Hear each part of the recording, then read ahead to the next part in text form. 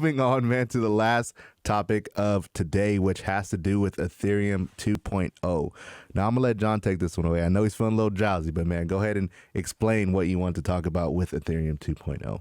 Well, yeah, I was saying, like, I think we had this conversation with Dante before, too. I don't know if it was ever on air or not, but I remember saying that when the 2.0 comes out, I think a lot of people are going to come home, right? That's what I, that's what I guess use it as an analogy, is when Ethereum 2.0 finally launches, it's what happens to all these layer ones and protocols that are saying like, oh, we're better than Ethereum, we're better than Ethereum, and 2.0 comes out. And I'm not saying it's gonna happen right away. It's not gonna happen right away, because there's another thing I'm gonna say that we saw a video this morning that showcased that, is that when 2.0 comes out, that's just the first step of the next mission that Ethereum is gonna have, of becoming the final version of itself. And Vitalik said in the video we watched earlier, he said that in 6 years, that's what he thinks that Ethereum will be finally complete. People thought that 2.0 is going to come out in 6 years. I'm like, no, you have to launch 2.0 before you even get to the next part. It's step by step by step. 2.0 will launch. I think it'll launch this year. And once it launches, then they need to see, okay, how far can it scale before there's problems? Like, okay, what can it do now? Like, what can we... He has a whole roadmap of what he needs to be done.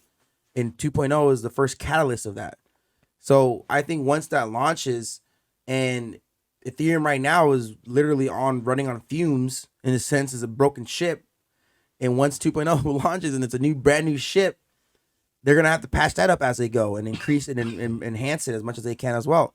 But 2.0 will have the same volume that it has now, plus more, because Ethereum right now, it has a high volume of people using it. So I would assume that when 2.0 comes out, the amount of people that are going to be transacting on there now are probably going to double their transactions, because they're like, dang, everything's so much cheaper now. Everything's so much faster now. And that's going to, in a sense, cause a trickle-down effect to where people are going to start coming back to Ethereum, or start using Ethereum now. Start creating on Ethereum again. Yeah. Or not again, but start creating on Ethereum more. You know what I mean? As a sole focus. I mean, not as the only focus. I hear you in the sense of when Ethereum 2.0 comes out, people are going to bridge back to it to see, how the gas fees and all of that. But I still think that all the other layer ones that were created, and some that, are ceased to created yet or haven't been created yet, will still kind of thrive in the sense, because I'm not saying they're not. Well, I'm just answering your question you said before, like why would anyone continue to use the other chains when Ethereum 2.0 No, I said what happens to the ones that are, their only goal is to beat Ethereum, because they're not going to beat Ethereum. Well, no, I don't think they will beat Ethereum in the size of price action, but I think that there will be other chains that are quote unquote better than Ethereum. It's just a simple fact. You know what I'm saying? The one thing that other layer ones have that Ethereum doesn't is incentive programs. There's a bunch of like venture capitalists or people that raise money that they're able to give them these different layer ones money for different, like Phantom, for example.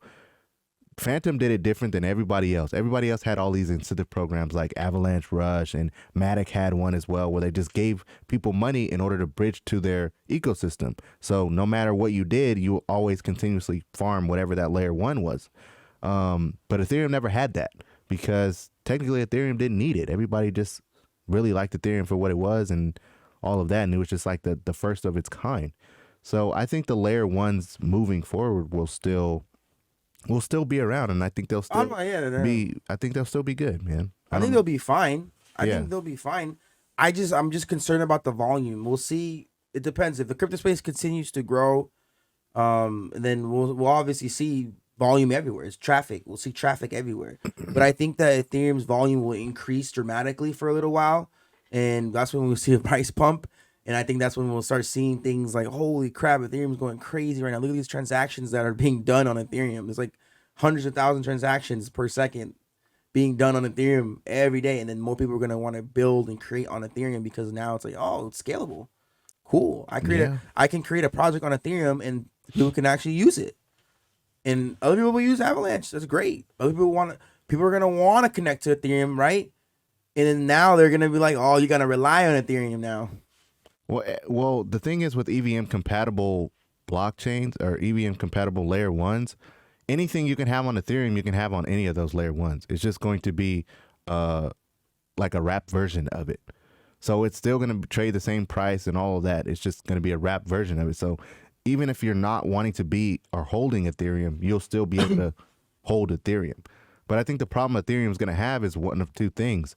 Either it takes a long time for it to actually come out and people start losing faith in it, or when it does come out, people bridge back to it and realize that it's not what they thought it was. And then they get disheartened with it and just leave Ethereum in total. I don't think that's going to happen. So it just depends, you know? Yeah, I don't think that would happen. Hopefully Ethereum comes out with a full bang and all of that, or else, you know. It has to. EIP 1559 came out with a bang. Yeah. That thing was burning tokens like crazy. It's still burning tokens to this day. So when the proof of stake takes off, ooh-wee. The more you stake, the more you make. Well, we'll see. And think about how many people are going to be staking on Ethereum. We'll see. Hopefully Ethereum doesn't what is the word I'm looking for? Upset? No. Disappoint. There we go. Couldn't think of the freaking word. I like Ethereum. Hopefully they don't disappoint. Ethereum is one of the Mount Rushmores of crypto. It's the first of its kind. It's gonna be like a Dogecoin. It's George Washington. I mean, no, that's not George Washington. That's Bitcoin. But it's one of the Mount Rushmores, Abraham Lincoln or something. It's Thomas Jefferson. I don't know, right? It's one of the Mount Rushmores of the four. I think it's one of the four of that. XRP is one too. And then the fourth one we don't know, right? The top four.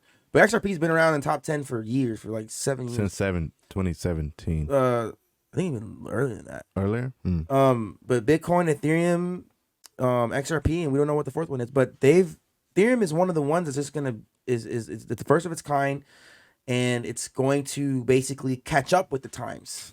So it's been there since the inception of DeFi, in a sense of dApps and smart contracts. It will be there when the new innovation of smart contracts. And the only thing that can probably change all that in the future is HBAR, DAG, Quant, things like that. And that's where I think the shift will come, when Ethereum will be the godfather, and then HBAR is going to come and be the new godmother and be like, everyone's going to go on HBAR, because that's even 10 times better. But we're still early for that. HBAR and DAG is going to be the new layer one type technology that you want to build on. Everyone wants to build on. Yeah, I know. Especially DAG. DAG is infinitely scalable. Going to be doing their DeFi section. HBAR is going to destroy. HBAR can be the only thing that could probably destroy Ethereum, only because of its new technology. And Ethereum will not be able to transfer over to that in the net. You know what I'm saying? You're talking about Hashgraph? Yeah, it won't be, because blockchain technology is still new to the average person, but it's technically blockchain technology is kind of old, but obviously it's still new. Yeah, but it's all new at the same time. That makes sense. Ethereum's goal is not to. I don't think they're doing Hashgraph. I think they're doing sharding, which technically would be the same thing, but I don't know. Everyone needs sharding. Sharding is just being allowed to scale your blocks faster. That's all sharding is. Fastest as possible. So it's just being able to validate your blocks faster. Yeah. So when it comes to hash graphing, there's not necessarily like sharding. It's I forgot what it's called. Well, it's called DAGs actually. That's cool. Like the constellation, the name of the thing is DAG, but it's yeah. it's makes it like interwoven, where, because the block is just like a, like Pac-Man. You pay Pac-Man. Yeah. DAG is just like a web, and it just connects everything. And that's why I don't think Ethereum's gonna go that route, because it's just a whole freaking chain. But HBAR will be the new bang, like new wave, and then it's like two different types of ecosystems you want to live on: Hashgraph technology or blockchain technology. Yeah, I think there's going to be a lot more cryptocurrencies that come out in the later years, 5-6 years from now, that will adopt, Hashgraph technology and all this other, something maybe even be a hybrid between two. We don't even know.